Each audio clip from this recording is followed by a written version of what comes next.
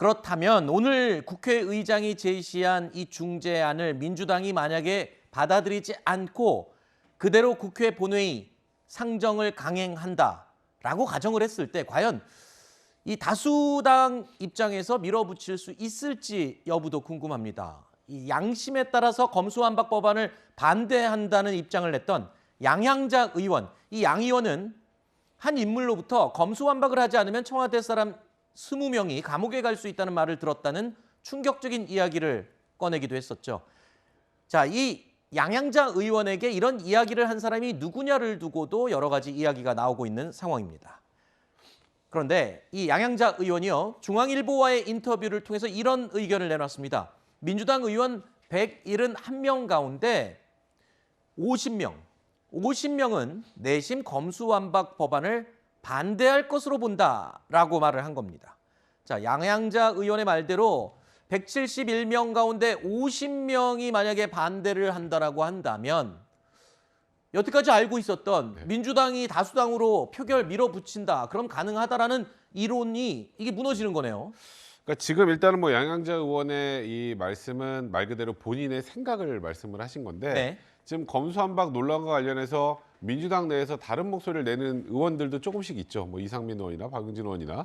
근데 그 의원들 외에서도 또 조홍천 의원이나. 근데 그 의원들 말고 침묵하고 있지만 지금 현행 방식의 검수완박에 대해서는 반대한다라고 생각하는 분들이 꽤 많을 거라고 충분히 저도 추정을 할 수는 있을 것 같습니다. 네. 근데 다만 이제 그 왜 목소리를 그럼 제대로 내지 못하느냐?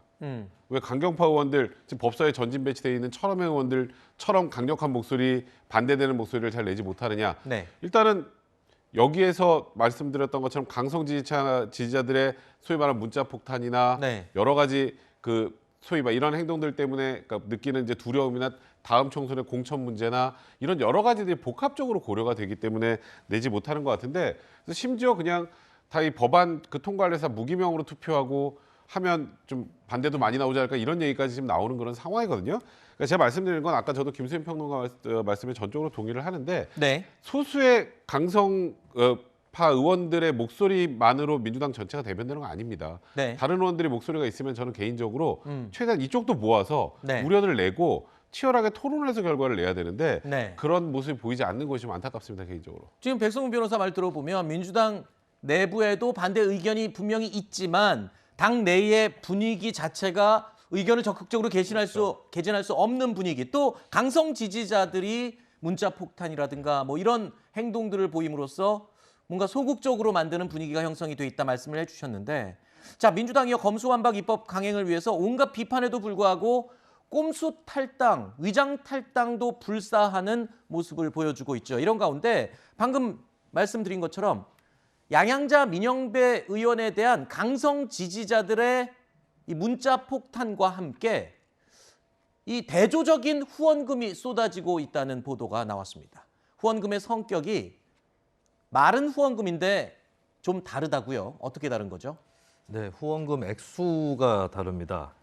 일단 민영배 의원에게는 뭐 몇만 원, 뭐 이렇게 딱 보통의 우리가 볼 수 있는 정치 후원금이 가고 있는데 양향자 의원에게는 18원이 가고 있어요. 이 18원 후원금은 제가 기억하기로는 시초가 2016년에 이제 국정농단 게이트 있을 때에 그때 이제 새누리당 소속이었죠. 이완영 의원한테 18원 갔던 것이 아마 제가 기억하는 시초인 것 같은데, 이렇게 왕왕 이렇게 마음에 들지 않는 정치인에게 18원이 가는 그런 사례가 있고, 지금 현재 18원을 보내고 있는 사람들이 뭐 국민의힘, 뭐 여타 정당의 지지자들이 아니라 민주당의 소위 강성 지지층이 이제 양향자 의원에게 굉장히 항의 표시를 하고 있다. 그런 네. 상황이고 두 의원이 굉장히 엇갈려 있는 그런 상황인데, 근데 거꾸로 생각해 보면 민주당에서 조금 몇 걸음 걸어 나오면 조금 무당층이라든지 중도층 쪽에서는 또 평가가 어떨까? 네. 오히려 거꾸로 양향자 의원이 소신 발언을 하고 있고 민영배 의원은 좀 뭐랄까요, 당론을 거스르지 못해서 결국에 위장 탈당까지 하는 이런 거에 대한 비판적 평가들이 또 있을 거기 때문에 네. 이런 이제 후원금을 가지고 이 의원들에 대한 세간의 평가를 다 요약할 수는 없을 것이다라고 네. 생각합니다. 알겠습니다. 이 강성 지지층 민영배 의원에게는 1,004원을 보내고 양향자 의원에게는 18원을 보내서 이 항의의 뜻과 지지의 뜻을 표하고 있다라는 겁니다. 자, 그런데 이재명계에서도요, 꼼수 탈당에 대한 비판의 목소리가 나오고 있습니다. 문재인 대통령 임기 마무리 전에 검수완박 입법을 마쳐야 한다는 게 민주당 측 입장이었는데 오히려 친 이재명계가 천천히 해야 한다 취지의 언급을 한 건데 자, 새로운 정부가 들어서면 이재명 상임고문과 관련된 수사가 본격화될 것이라는 분석도 있는 상황에서 속도 조절 주장을 한다.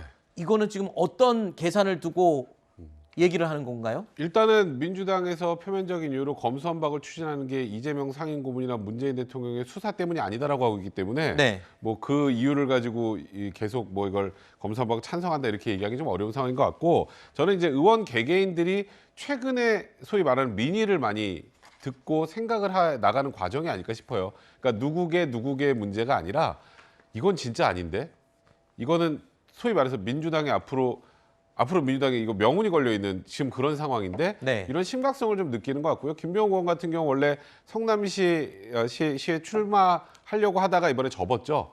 그리고 뭐 친 이재명계로 알려지고 그래서 뭐 이재명 상임고문이 그 지역구로 가냐 마냐 이런 얘기 나왔던 분이고 이소영 의원 같은 경우도 마찬가지인데 지금 현 시점에서 소위 말하는 검수완박 법안을 밀어붙였을 때 받는 그 후폭풍들을 생각한다면 이런 목소리를 내는 의원들이 나오는 게 어찌 네. 보면 어디게가 문제가 아니라 굉장히 자연스럽고 당연스러운 상황이 아니겠습니다. 네. 일단 오늘 민주당이 오늘 중으로 입장을 밝히라면서 국회의장이 제시한 중재안 어떤 결정을 내릴지 굉장히 궁금합니다.